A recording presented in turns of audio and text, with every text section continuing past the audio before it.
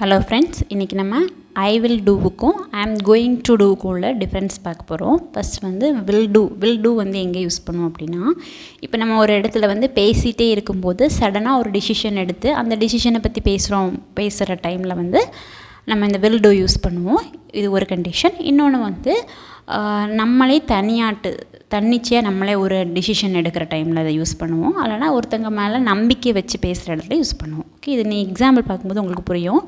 Will do வந்து அப்போ எதுக்கெலாம் use பண்ணுவோம் அப்படின்னா, நம்ம ஆல்ரெடி பிளான் பண்ணாத ஒரு விஷயம், இப்போ நம்ம ஒரு விஷயத்தை பற்றி பேசிக்கிட்டே இருக்கும்போது சடனாக அந்த முடிவை எடுத்து நான் அதை பற்றி பேச போகிறேன் அப்படின்னு சொல்கிற இடத்துலையும், நம்மளே சுயமாக ஒரு முடிவு எடுக்கிறோம் அந்த டைம்லையும், இன்னொன்று ஒருத்தங்க மேலே நம்பிக்கை வச்சு பேசுகிறோம்ல அந்த டைம்லையும் நம்ம வந்து இந்த வில் டூ யூஸ் பண்ணுவோம். வில் டூவுக்கு ஒரு எக்ஸாம்பிள் பார்த்திங்கன்னா, I will help you with your home work. நான் உனக்கு ஹோம் ஒர்க்கில் ஹெல்ப் பண்ணுறேன். இது வந்து நீங்களே வந்து இப்போது அது வந்து ஆல்ரெடி எடுத்து வச்ச முடிவு கிடையாது. இப்போ சடனாக அந்த இடத்துல நீங்கள் நான் உனக்கு ஹோம் ஒர்க் பண்ணும்போது உனக்கு நான் ஹெல்ப் பண்ணுறேன் அப்படின்னு சொல்கிறதுக்கு யூஸ் பண்ணியிருக்கோம்.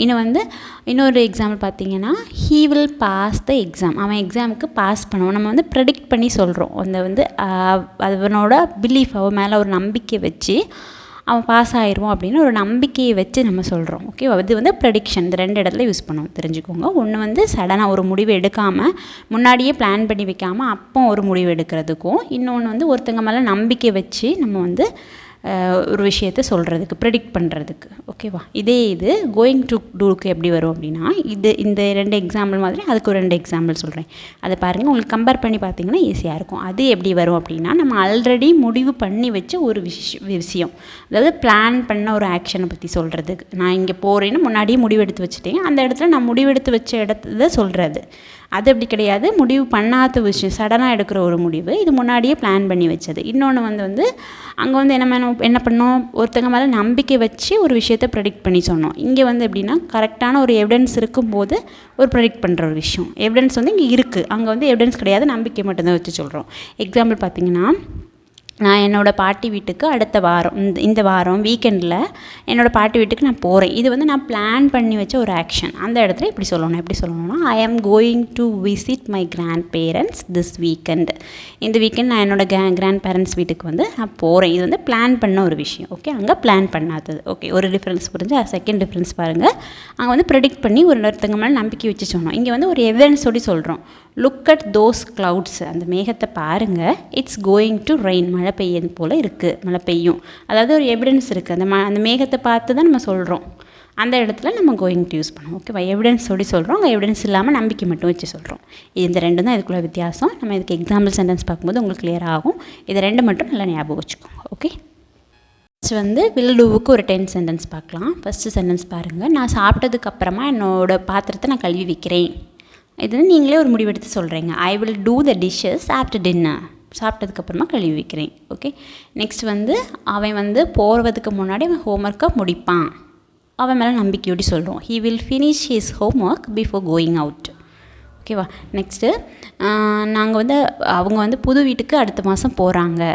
So they will move to a new house next month. They will move to a new house next month. Okay, நான் வந்து அங்கே போய் சேர்ந்த உடனே உங்களுக்கு ஃபோன் பண்ணுறேன். I will call you when I arrive. I will call you when I arrive. Okay, அவள் வந்து பார்ட்டிக்கு வந்து கேக்கு கொண்டு வருவா. அவள் மேலே நம்பிக்கையோடு சொல்கிறோம். கேக் வந்து கொண்டு வருவா. She will bring the cake to the party. She will bring the cake to the party. Okay,